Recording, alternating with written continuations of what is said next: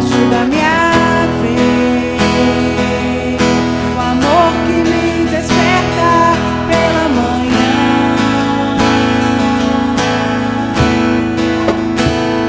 Ajuda-me a ver bondade e misericórdia que me seguem todo dia.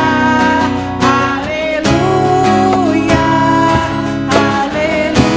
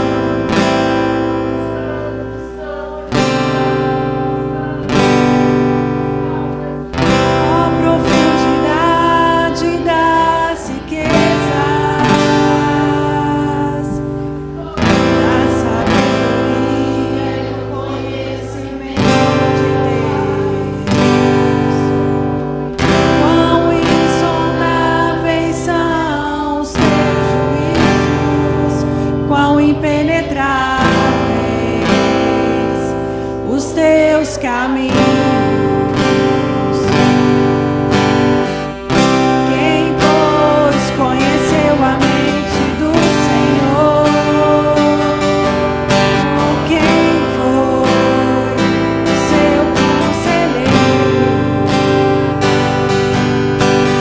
Ou quem primeiro deu a ele para ser restituído?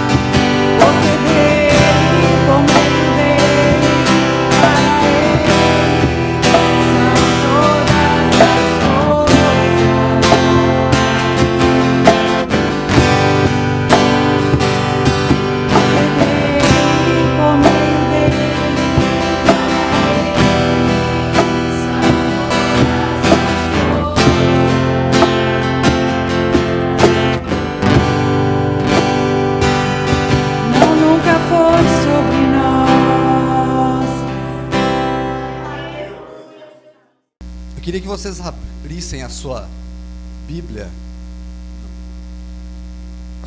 no livro de João. Nós vamos caminhar aí por vários versículos.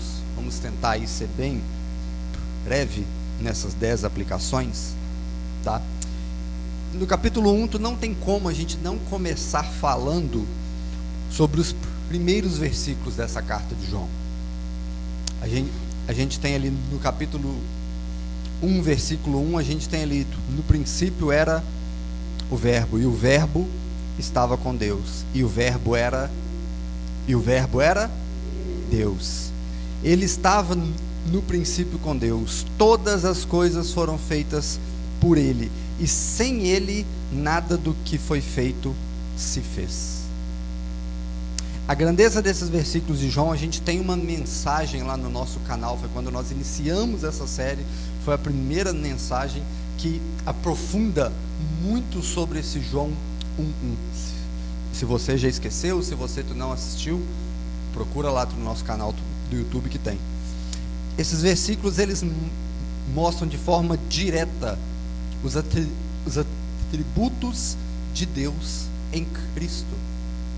É impossível separar Jesus de Deus. É impossível separar Deus de Jesus. Eles são um. Jesus estava com Deus no princípio de todas as coisas. Todas as coisas foram feitas por intermédio dele, e sem ele nada do que é feito, nada do que foi feito, nada do que será feito não seria possível. Todas as coisas apontam para Jesus, sobre sua autoridade e sobre o seu poder sobre toda a criação.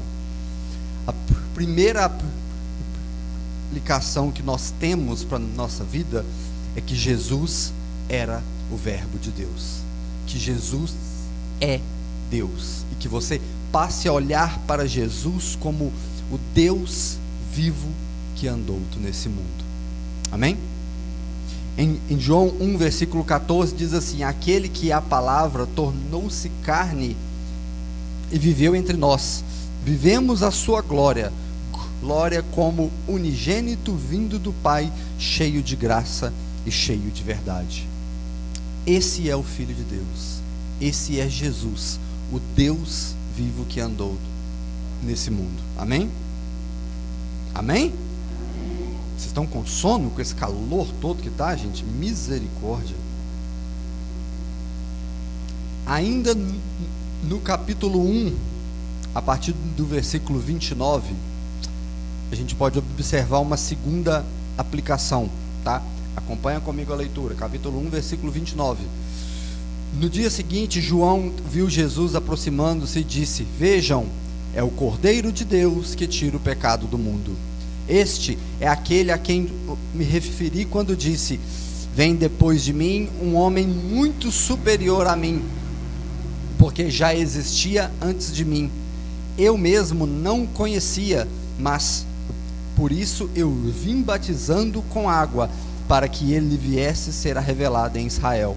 E então João deu o seguinte testemunho: eu vi o Espírito descer do céu como uma pomba e permanecer sobre ele, e eu não teria reconhecido se aquele que me enviou para batizar com água não tivesse dito: aquele sobre quem você vir o Espírito Santo descer e permanecer, este é o que batiza com o Espírito Santo.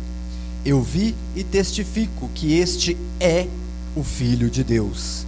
E no dia seguinte, João estava ali novamente com os 2 discípulos quando Jesus estava passando e disse: vejam, é o Cordeiro de Deus. João Batista foi muito enfático nas suas palavras em afirmar que Jesus era o Cordeiro de Deus, que Jesus era o Filho de Deus, que Jesus era o Messias prometido, que já tinha sido profetizado pelos profetas anteriores. Isaías fala escancaradamente sobre a profecia de Jesus.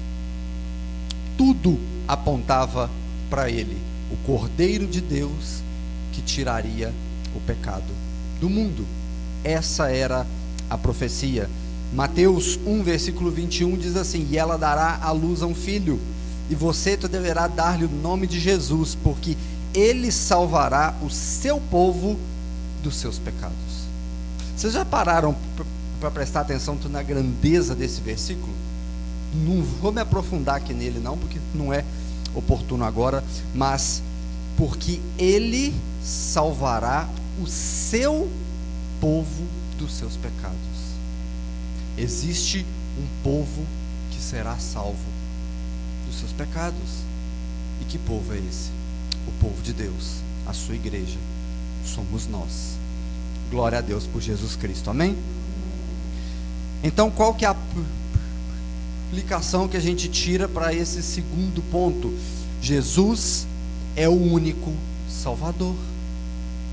Olhe para Jesus não como um meio, não como um atalho, não como uma possível forma de chegar a Deus.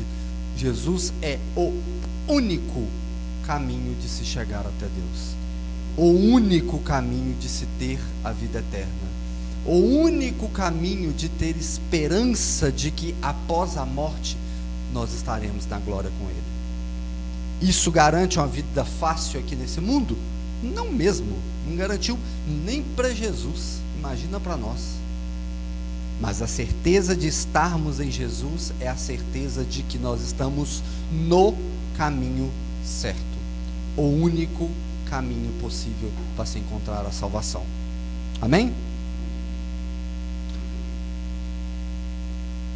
Em João capítulo 7, gostaria que vocês caminhassem um pouquinho aí para a gente abrir.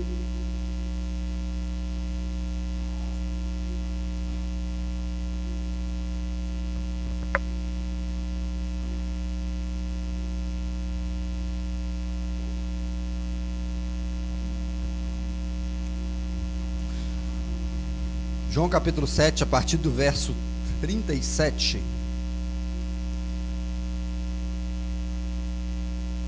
Todo mundo?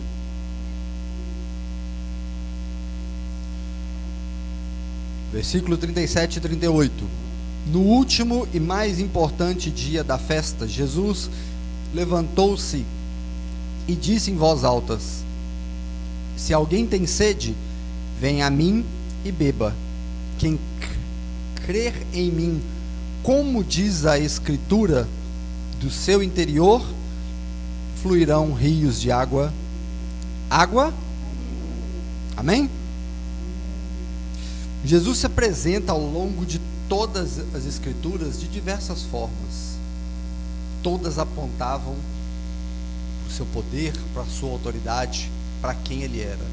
Ele se apresenta como a água viva, o pão que desceu do céu. Ele se apresenta de várias formas.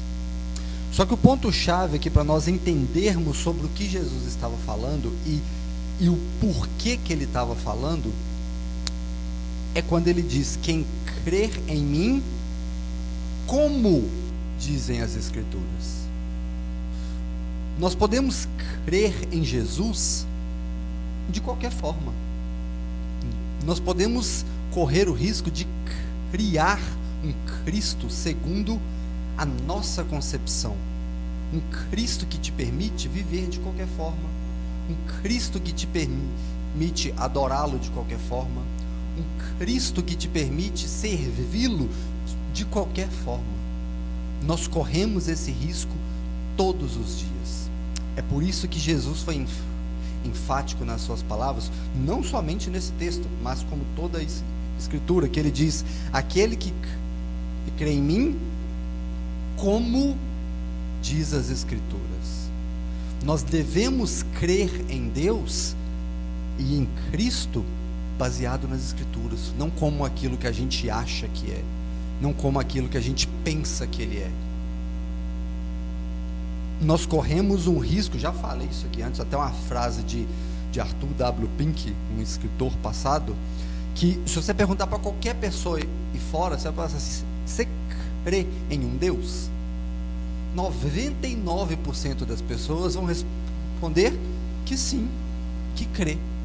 A grande diferença é se esse Deus que ela crê, se é o Deus das Escrituras.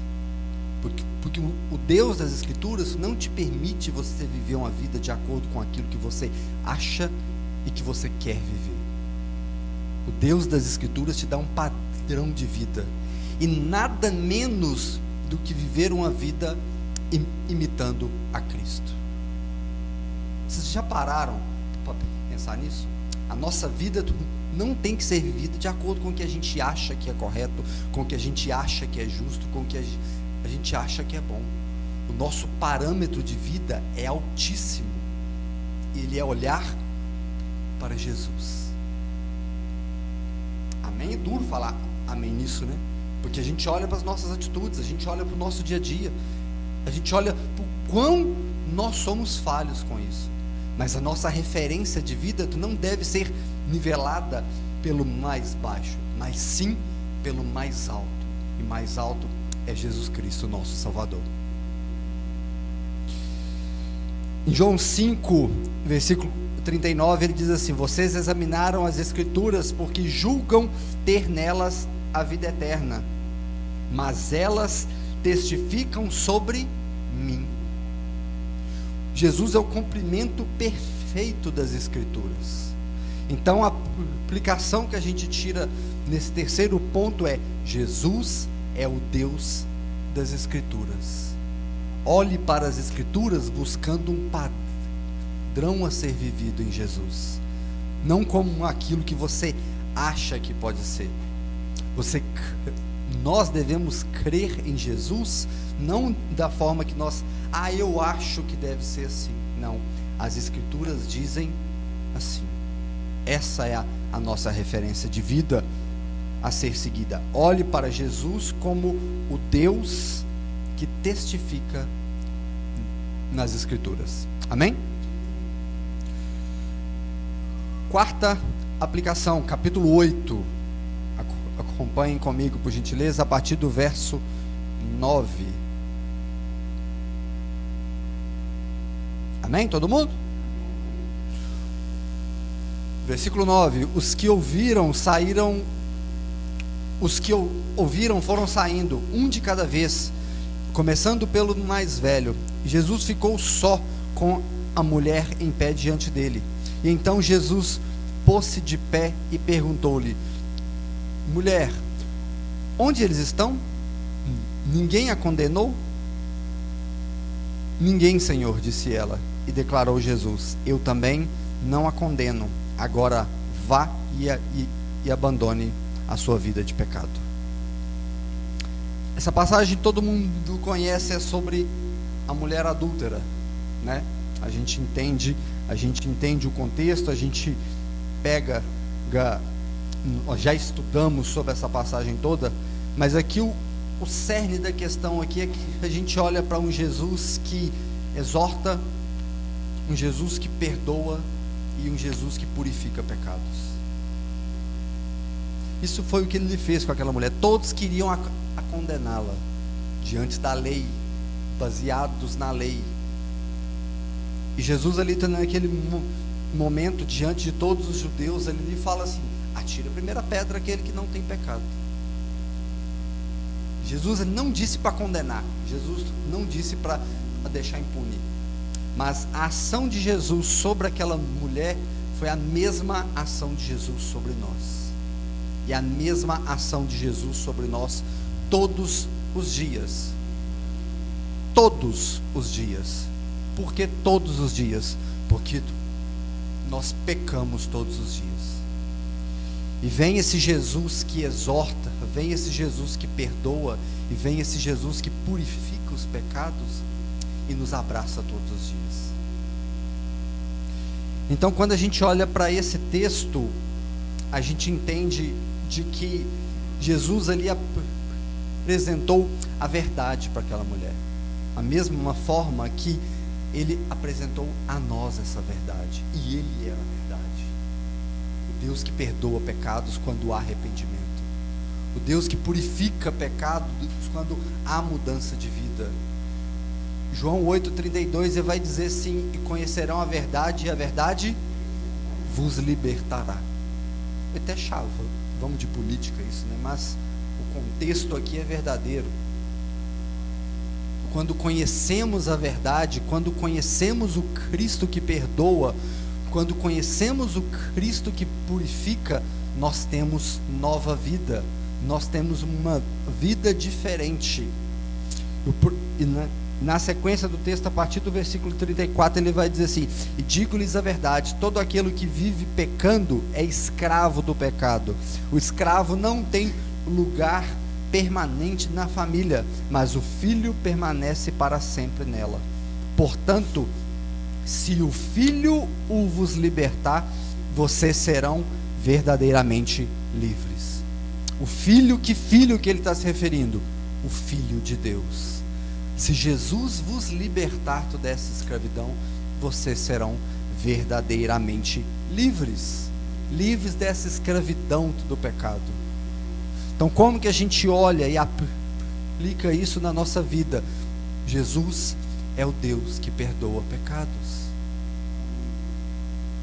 Jesus, não olhe para Jesus somente como todas as necessidades que você precisa, Ele pode saciar, mas olhe para Ele como o Deus que pode perdoar os seus pecados, como o Deus que pode te dar uma nova vida, como o Deus que fez isso comigo e que fez isso com vocês. Porque se nós temos conhecimento do que é pecado, é porque Ele nos libertou dessa escravidão. Porque antes a gente vivia atolado no nosso pecado e achava que aquilo era normal, achava que aquilo era do dia a dia. A cultura impõe isso na nossa vida. Mas quando você é liberto dessa escravidão, você olha para aquela lama e fala: não é possível que eu vivia naquele lugar, não é possível que eu fazia aquelas coisas. Então olhe para Jesus todos os dias como o Deus que perdoa e pode perdoar qualquer um dos seus pecados. Amém? Quinto ponto dessa aplicação, João capítulo 10, avança uma paginazinha aí, duas.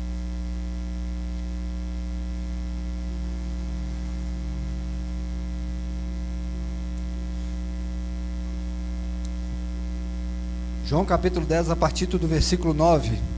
Todo mundo? Eu sou a porta. Quem entra por mim será? Quem entra por mim será?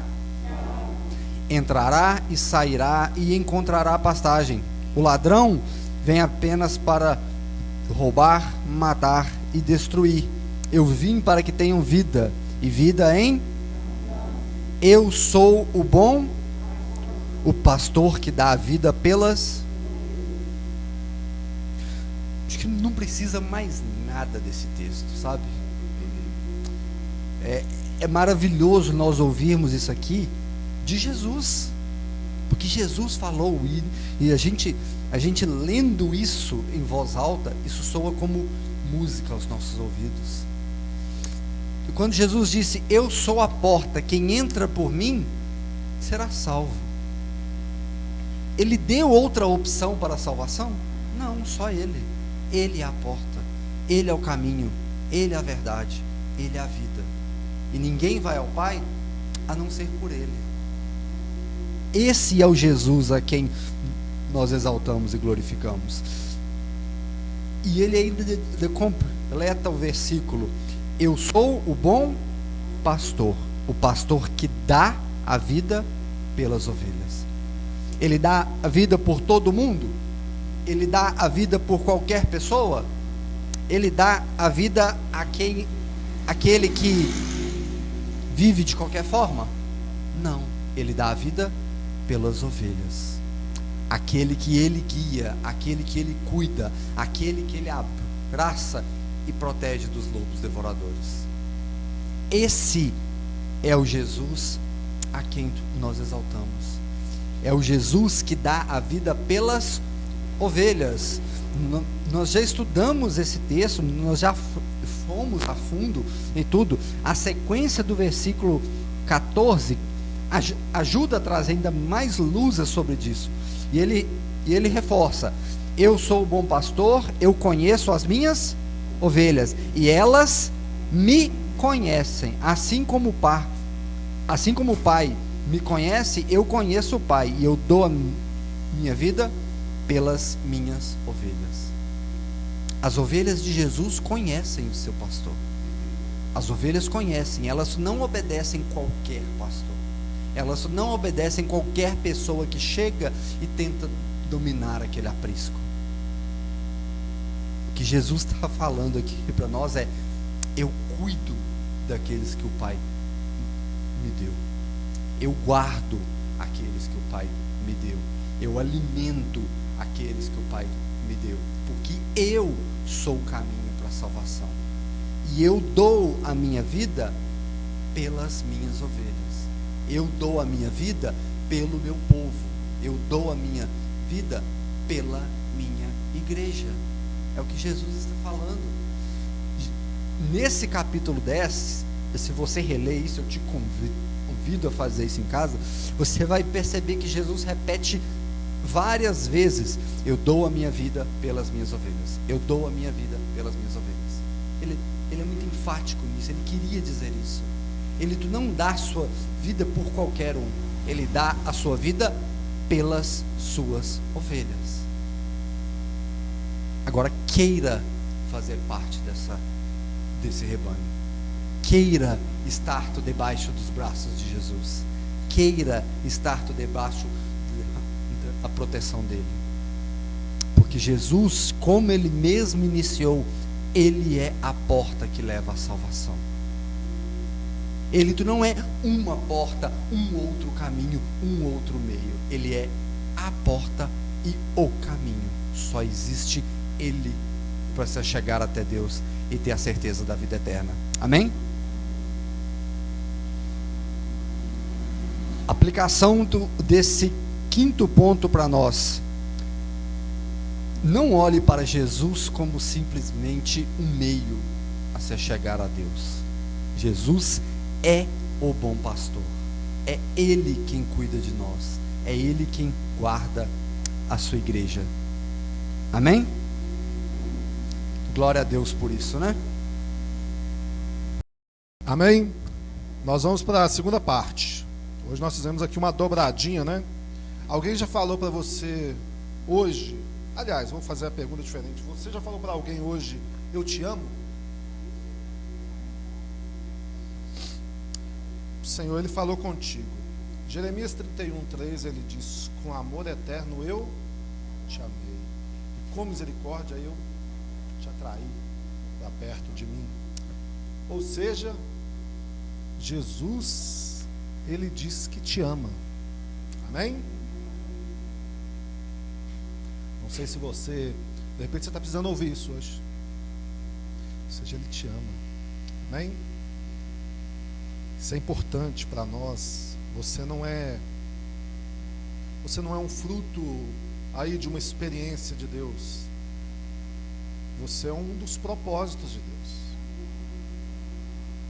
Continuando, João, Denilson nos trouxe aqui 5 aplicações. Nós falamos. Eu estou só me arredando aqui, porque a luz do. Você vai ter que reposicionar a câmera aqui, mas porque. Com muito cuidado, que esse cartão está bichando. O reflexo do carro lá está vindo no meu olho aqui. E não é o da Marcinha hoje. Jesus é o verbo de Deus, Jesus é o único Salvador, Jesus é o Deus das Escrituras, Jesus é o Deus que perdoa pecados e Jesus é o bom pastor. Amém? Tem muitas outras aplicações que a gente pode pegar nesses primeiros capítulos, né? Mas nós separamos algumas aqui só para pensarmos sobre isso nesta manhã. E nós vamos continuar aqui em João capítulo 12, né? Mas pensa um pouquinho em tudo aquilo que Denilson nos trouxe nas 5 primeiras aplicações, né? Então você compreendeu que Deus é vivo eternamente, que somente Ele pode salvar a sua vida, e que olhando para Ele, como diz as Escrituras, né, que você olha e você vai encontrar perdão para os seus pecados. Amém? E não mais viver na escravidão, e com a certeza de que Ele é bom, é o bom pastor que deu a sua vida por você e que você então não estará desamparado. Qual que é o encorajamento dessa primeira parte? Tenha relacionamento com Deus. Amém? Pense nisso na sua vida. Encontre força para amar o Senhor de todo o teu coração, como diz as Escrituras. Qual que é o grande mandamento? Amar a Deus acima de todas as coisas. Amém? E aguardar a bendita esperança da vinda do Senhor. João 12, versículo 35, está escrito assim. Aliás, alguém leia para mim o 35 e alguém o 36, em alta voz. Jesus chorou.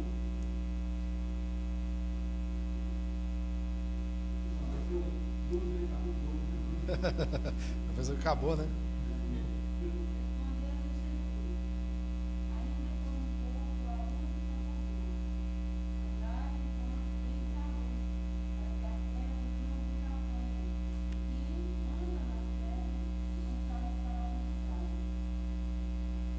Seis.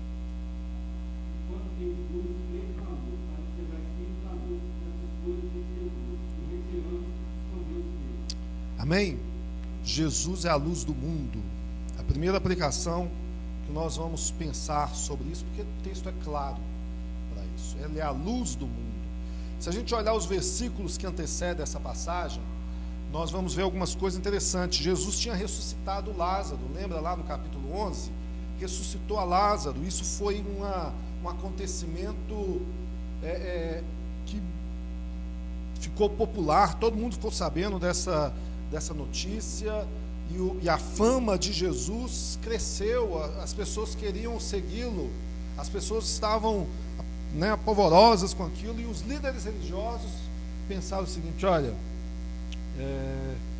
esse homem ele ressuscitou alguém, né? Lá no versículo 20 fala, por exemplo, que chegaram alguns gregos, né, da cidade, provavelmente de Filipe, né? Filipe também tem um nome grego, né? E ele fala para Filipe assim: olha, nós queremos ver Jesus, sabe? Nós queremos ver, porque a fama dele está em toda parte, né? E é interessante que Jesus não fala assim. Se você ler, Jesus não fala assim: traga-os aqui para eles me verem. Traga até aqui, né, já que estão querendo muito me ver. Mas a resposta de Jesus vai se expandir a todos nós. Vai ser algo assim maravilhoso, porque ele vai falar: olha, quando eu for levantado, né, e a gente sabe sobre o que ele estava dizendo, né, da forma da morte que ele teria, né, estaria levantado lá no Monte Gólgota, né, Monte Caveira lá, crucificado. Quando eu for levantado, todos serão iluminados. Todos virão a mim, né? Eles vão ver a mim. E isso chegou até nós hoje. O fato de Jesus ter sido levantado, percebe? Nós que não procurávamos, iluminou-nos, né, de alguma forma, e nós agora vamos atrás dele também. E a resposta de Jesus foi para eles: olha, eles vão olhar para mim, e por conta disso eles saberão, né, aonde eu estou indo, porque eles não serão mais filhos das trevas, mas filhos da luz. O que Jesus está nos dizendo aqui, nos mostrando nesse primeiro momento, né? Primeiro, aquilo que está claro para nós, que Cristo é a luz do mundo. Amém? Cristo é a luz do mundo. Ou seja, e nós estamos em um mundo de trevas, né? Então, se nós estamos num mundo de trevas e nós temos um Cristo que é luz, que você possa ter essa convicção, essa certeza, que como filhos da luz, seguindo aquele que é a luz do mundo, nós seremos também iluminados, mas também temos uma responsabilidade de ser luz neste mundo de trevas. O mundo é bom?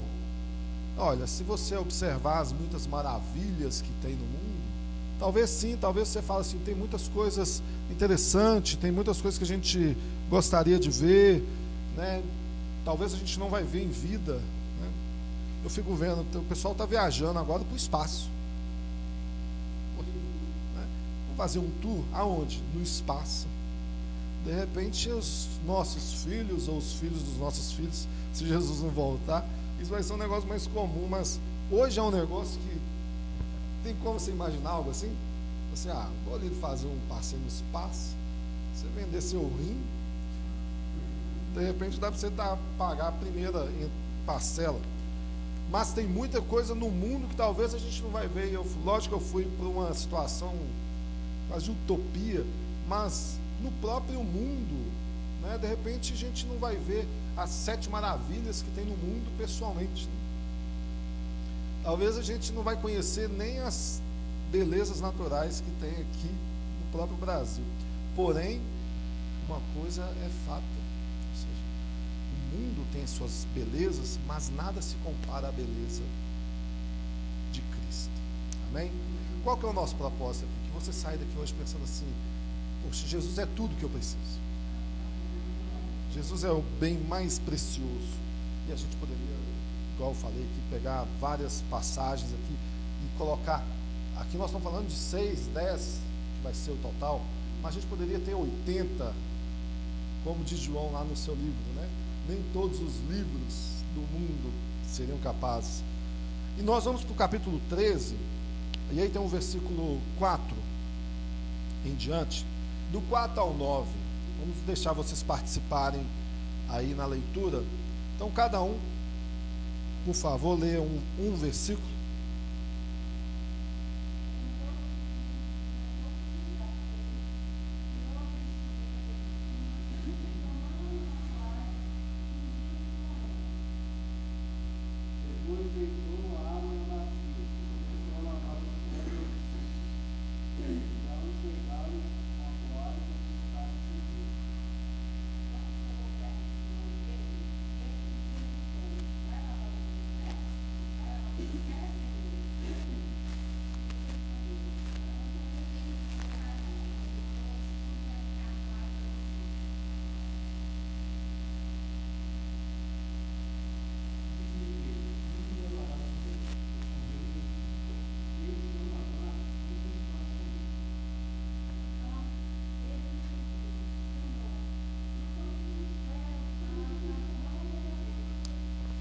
Amém?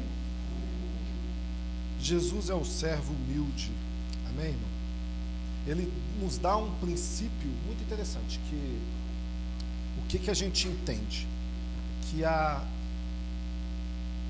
o servir é um ato de ser maior. Quando você serve o teu próximo, você é maior. É interessante essa passagem. E ela vai nos ensinar algo aqui que talvez possa quebrar alguma coisa em nós, né? Porque nós somos privilegiados neste mundo mal de ouvirmos o Evangelho, de ouvirmos a mensagem de Cristo, de sabermos que somos salvos, eleitos, escolhidos, que temos a vida eterna, que o inimigo, o maligno não pode nos tocar, que nós temos o poder de abençoar. Não é isso que a Bíblia diz? Que você pode abençoar, você pode. Ele ensinou os seus discípulos: você vai naquela cidade, né, e anuncia a paz.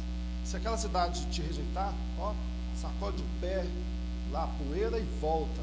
Mas a paz permanece contigo. Você pode abençoar pessoas.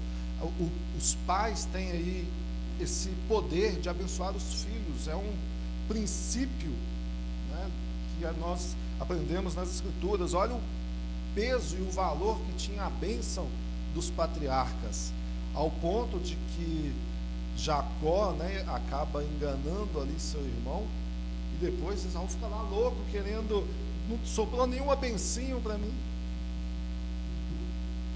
Então nós somos privilegiados.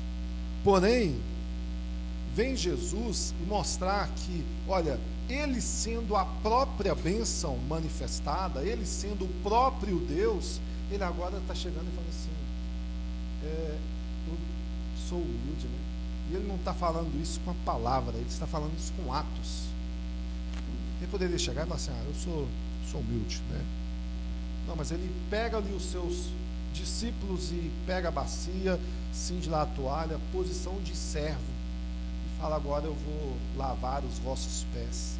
E olha que coisa, vocês acham que eram pés bonitinhos e cheirosos como são os de vocês aqui hoje? Hoje tem tênis pé, de spray, de pó, tem creme, tem o sabão Rio. Você pode lavar os seus pés. Hoje tem gente que passa na... Olha ali, a Andréia, né, que é uma manicure, ou seja, eu duvido que chega lá uns pés lá, assim, que deve chegar. Mas, mas eu duvido, ou seja, a pessoa vai assim: eu vou lá fazer as unhas, né, dos pés, não vai lá com o pé cheio de lama, né? Não, né? Não sei, né? Mas os pés daqueles discípulos, irmãos, primeiro que não tinha, né? Ou seja, não tinha o tênis igual o nosso, ou seja, a maioria era aquela sandáliazinha lá, andando no asfalto, não na poeira. Então, imagina um pé sujo.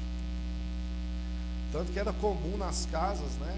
Você chegar lá, você tinha que ter aquele processo ali para não levar tanta sujeira para dentro das casas. É nesses pés tão limpinhos aí que Jesus cinge a toalha e vai lavar. E eu acho que muitos de nós, né, faríamos igual Pedro ali. Pedro fala, não, Pedro usa aquele meme: você está doido, nunca que vai colocar um Deus, né, ou seja, santo, um homem, vai colocar aí essas mãos nos meus pés sujos. Mas Jesus, ele nos mostra, né, quando nós somos beneficiados aqui pelo Evangelho, chamados de filhos de Deus, né, o Evangelho é revelado aqui aos nossos corações, nós devemos ser humildes como ele é. E uma primeira coisa que ele quebra em Pedro é falar: Pedro, se você não permite, né, você não tem parte comigo, né? Às vezes a gente pode imaginar o seguinte: olha, porque eu recebi essa dádiva, eu sou melhor do que as outras pessoas. Nós corremos este risco. Você recebeu a revelação do Evangelho. Não é todo mundo que recebeu. Você olha aí fora, isso é claro, é evidente. O Evangelho entrou no seu coração, não é porque você é melhor, não é porque você estuda, não é porque você, eu nasci, né, bumbum virado para a lua. Não, porque Cristo olhou para você com misericórdia e te atraiu, como nós falamos lá em Jeremias 31. A verdade é que nós podemos achar que nós somos melhores. A gente olha para os políticos e fala assim: eu com certeza sou melhor do que esse político, com certeza eu sou melhor que aquele drogado ali, com certeza eu sou melhor que aquela prostituta, com certeza eu sou melhor que aquele assassino, aquele ladrão. Mas se não fosse a graça de Deus, se não fosse a graça, todos nós estaríamos fazendo coisas igual ou piores. E não se assuste, é bem verdade que talvez hoje ainda, conhecedor do Evangelho, ainda você tem o velho homem gritando: eu não morri, eu estou aqui, querendo te levar para aquilo que é ruim. Olha só, o velho homem quer que você faça coisa boa ou ruim? É nós, aquilo ali somos nós. Não é um negócio assim, não é uma força de fora, é nós, é a nossa verdade, o nosso eu que é aquilo que é ruim, o tempo inteiro. O velho homem não é uma pessoa que está crescendo, ou igual a gente assistia o Tom e Jerry, né? O capetinho, o anjinho. O anjinho era sempre o bobo, não era? Não faça isso, tá, vou embora. Aí o capetinho ficava lá até fazia. É nós. A verdade é que nós, aquele exemplo ali, nós somos o capetinho. Uma vez que a gente foi iluminado pelo Evangelho, fomos salvos, o que nós devemos reconhecer? A grandeza de Cristo e entender que nós não somos melhores que os outros, que nós devemos servir uns aos outros, como o próprio Jesus nos mostrou. Então Jesus é o servo humilde que nos mostra que mesmo sendo Deus, nós devemos olhar com misericórdia. A resposta para esse lava-pés está nas próprias Escrituras. A continuação, o versículo 12, ele diz: depois de ter lavado os pés, Jesus pôs de novo as suas vestimentas, voltando à mesa, perguntou: vocês compreenderam o que eu fiz? 13, vocês me chamam de mestre, Senhor, e fazem bem, porque eu sou sério, sincero, verdadeiro, né? Ora, se eu sendo Senhor e mestre lavei os pés, vocês também devem lavar os pés uns dos outros, porque eu lhes dei o exemplo para que, como eu fiz, vocês também façam. Em verdade, vos digo que o servo não é maior do que o seu Senhor, nem o enviado é maior do que aquele que o enviou. Se vocês sabem essas coisas, bem-aventurados serão se praticarem. Então, qual que é a aplicação que nós temos? Pratiquem essas coisas, né? Sirvam uns aos outros. Servir ao próximo, com certeza vai te fazer bem. Amém? Sempre faz bem. É interessante, a gente faz uma visita, né? Quem faz aí as visitas missionárias, seja numa casa de recuperação, seja numa casa aí de idosos, ou seja numa viagem, seja na rua, qualquer coisa, você vai para fazer e volta como assim: eu fui melhor, eu fui melhor, eu recebi mais do que eu fui oferecer. Você volta com a sensação, com a satisfação de ter feito algo para alguém. Então, seja humilde e sirva. Amém? Continuando, João 15, nós temos uma passagem aqui que é maravilhosa. Jesus é a videira verdadeira.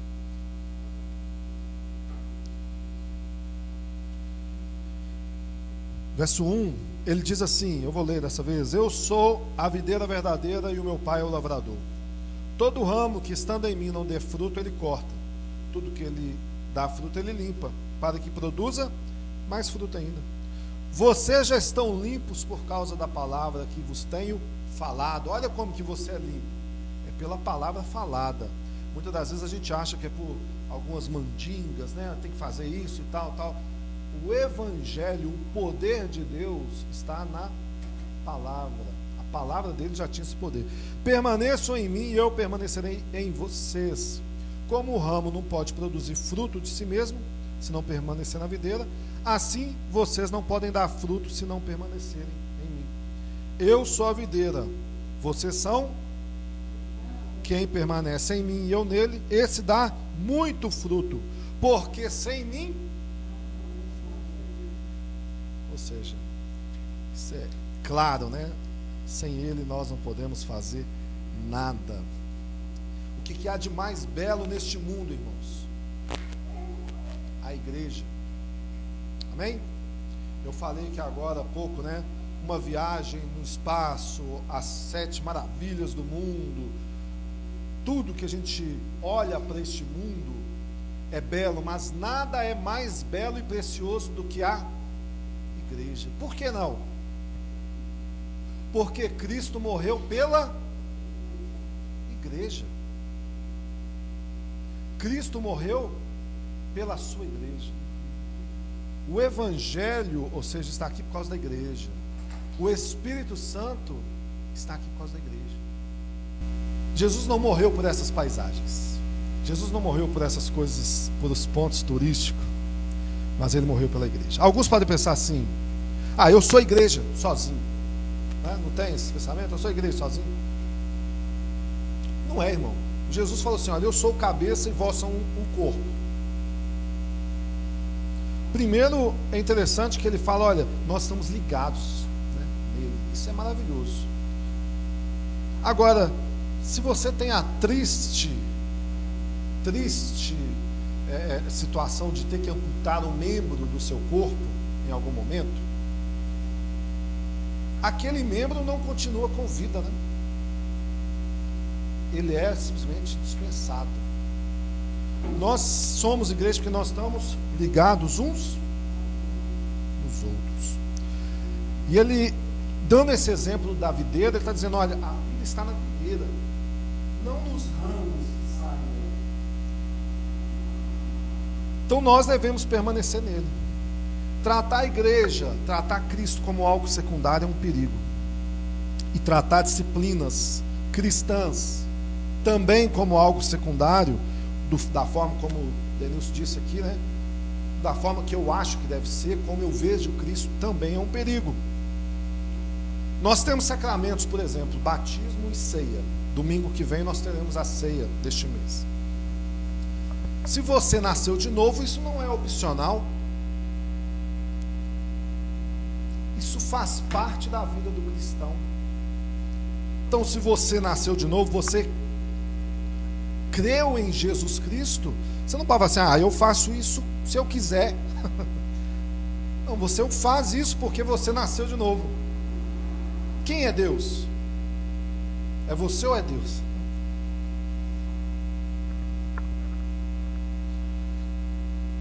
Você deve olhar para você e pensar assim, eu nasci de novo. Faça aquela avaliação. Olhe para dentro de você. Você tem parte com Cristo? Então passe pelo batismo. Participe da Santa Ceia. Não trate a ceia como algo que a igreja faz de vez em quando. Como talvez você cresceu ouvindo que a ceia, aquele monte de peso que colocam sobre a ceia, essa semana você tem que ficar assim, assim, assim, como se fosse uma semana diferente de todas as outras semanas. Isso é rotineiro na vida do cristão. Agora, não, essa semana eu fiz isso, por isso eu não posso ceiar. Você está compreendendo tudo errado das Escrituras.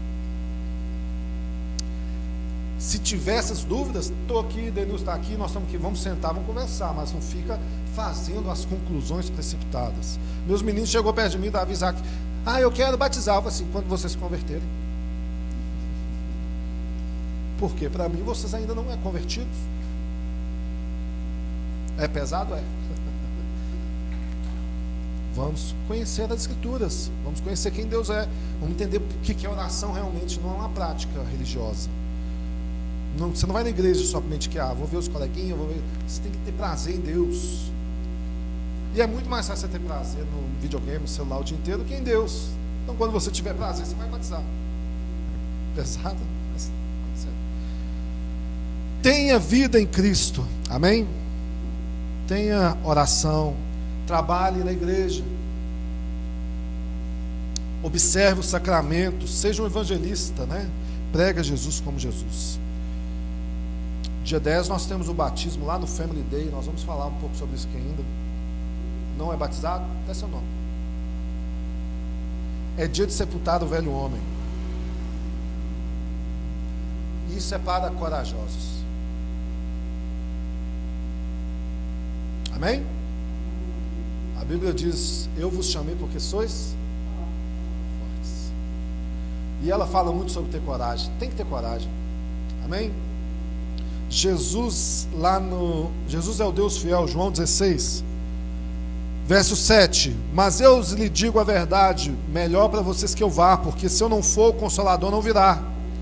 Mas se eu for, eu enviarei a vocês. Quando ele vier, convencerá o mundo do pecado, da justiça e do juízo. Do pecado, porque eles não creem em mim. Da justiça, porque eu vou para o Pai e vocês não me verão mais. Do juízo, porque o príncipe deste mundo já está julgado. Amém?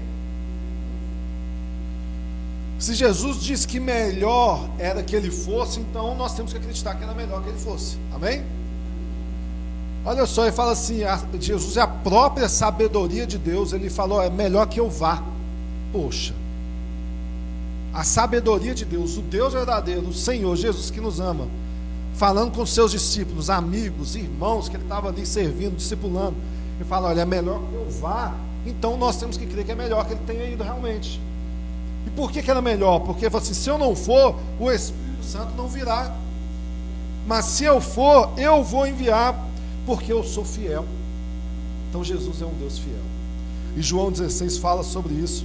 E nós vimos isso acontecendo lá em Atos 2. Eles estavam reunidos, como nós aqui, orando, buscando, lendo.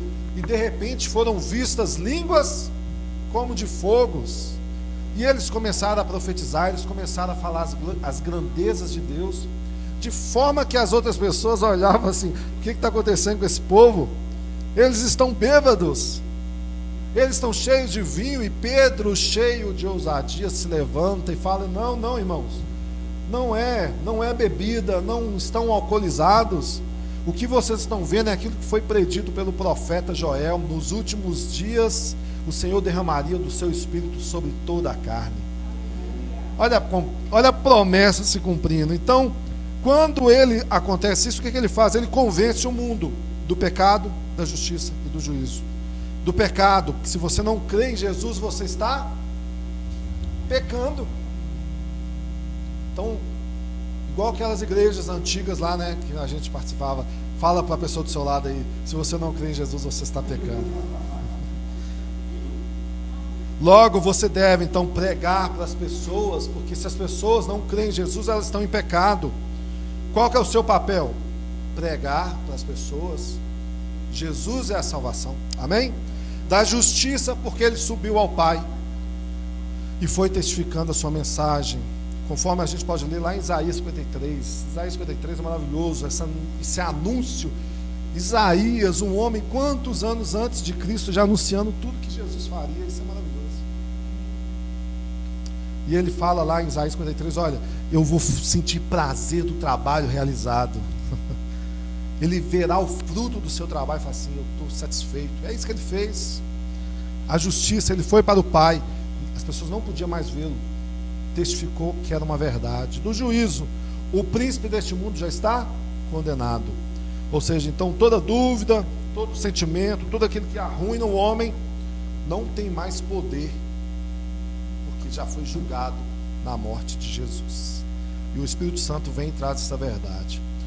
Você, a aplicação para você: se você nasceu de Deus, nasceu de novo, tem parte com Cristo, saiba que Deus te prometeu o Espírito Santo. E é Ele que te fez vir a Cristo, olhar para Cristo.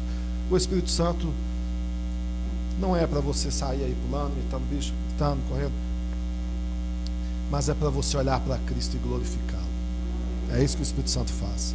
E para nós terminarmos, Jesus é o Deus que ora. Isso é maravilhoso. João 17:1, ele diz: Pai, é chegada a hora, glorifica teu filho, para que o filho glorifique a ti. Verso 14: eu tenho dado a sua palavra e o mundo os odiou.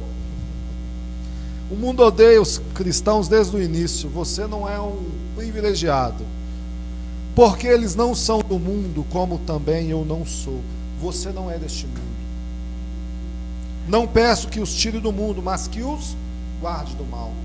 Ele não está falando, se ele tivesse pedido: tire-os do mundo, nós já seríamos eleitos na glória. Mas ele quer que você passe pelo mundo, mas que o mal não te toque. Eles não são do mundo, como também eu não sou. Santifica-os na verdade, a tua palavra é a verdade. Assim como tu me enviaste, também eu envio. E a favor deles eu me santifico, para que também eles sejam santificados. Não peço somente por estes meus aqui, mas também por aqueles que hão de crer em mim, por meio da palavra que eles falarem. Olha que bênção! O mundo então vai crer por meio da que vocês vão falar. E aí eu pergunto: como é a sua vida de oração? Você acredita que orar é uma tarefa assim que você deveria fazer? Você pode olhar para você mesmo e avaliar nesse momento: a sua oração é suficiente? Sua vida de oração, né, está satisfatória? Ela tem feito bem para você, né? São algumas perguntas, né? Ou aquelas outras: sua oração é respondida? Você tem visto a resposta de Deus? Você compreende que oração é um diálogo com Deus, um diálogo igual você conversa com sua esposa, seu filho, seu pai? Uma prática, um relacionamento. Olha, Jesus é um Deus que orou. Poxa, um Deus que ora, irmãos. Você quer um motivo, um exemplo maior do que esse? E orou muitas vezes, né? E nesse capítulo 17 ele mostra que é algo que pode mudar o mundo. Então a sua oração pode mudar o mundo, como pode mudar a sua vida. Então, se você não tem vivido uma vida de oração, reflita sobre isso. De repente a sua oração tem que ser: Senhor, me ensina a orar. Senhor, me ajuda a orar. Jesus, sendo Deus, orou, e pediu que nós fôssemos santificados na verdade, que nós fôssemos enviados ao mundo,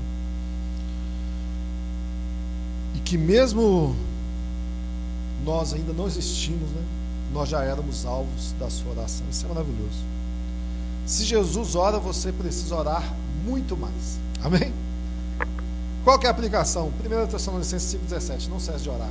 Ore em todo o tempo. Ore em coletivo, ore na igreja, ore no trabalho, ore nas suas casas, ore enquanto dirige, enquanto trabalha, enquanto come, enquanto bebe. Enquanto bebe, ficou parecendo que vocês entenderam. Sejam luz e vamos orar. Amém? Vamos orar então em nome de Jesus. Senhor, nós te agradecemos, Pai. Agradecemos porque nós aprendemos aqui na tua palavra não somente esses pontos, mas muitos, que o Senhor, Deus, é tudo que nós precisamos. O Senhor é o Verbo de Deus, é o nosso único Salvador, é o Deus das Escrituras. Jesus é o Deus que perdoa os pecados. Jesus é o nosso bom pastor. Jesus é a luz do mundo. Jesus é o servo humilde. Jesus é a videira verdadeira. Jesus é um Deus fiel. E Jesus é o Deus que ora.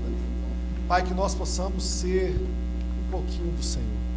Ensina-nos a sermos como Jesus, Pai. Nós queremos, nós precisamos, e nós queremos sair daqui amando, apaixonados cada vez mais com Cristo. Que o nosso coração seja cheio da alegria de pertencer ao Senhor, em nome de Jesus. Pai, eu oro por aqueles que têm servido a sua igreja em adoração, ó Deus, aqui com os seus dons, com os seus talentos, aqueles que têm feito os seus trabalhos, ó Pai, evangelísticos, ó Deus, que não estão sendo vistos, que o Senhor capacite a cada um deles. Ó Pai, eu agradeço ao Senhor pela vida dos teus filhos que têm, ó Deus, mantido este lugar, ó Deus, com as suas contribuições, com as suas ofertas, com os seus dízimos. Ó Deus, que o Senhor possa favorecê-los, Pai, ajudá-los, ó Deus, a administrar bem os seus talentos, os seus recursos. Eu oro por aqueles que hoje ofertam ao Senhor, aqueles que o fizeram durante esta semana, ó Deus, através da internet, através das contas, que o Senhor possa estar sustentando os teus filhos, Pai. Que nós possamos ter este momento aqui de alegria, de regozijo, Pai, ofertando, ó Deus, e também adorando ao Senhor pela tua palavra. É o que nós te pedimos, em nome de Jesus. Amém.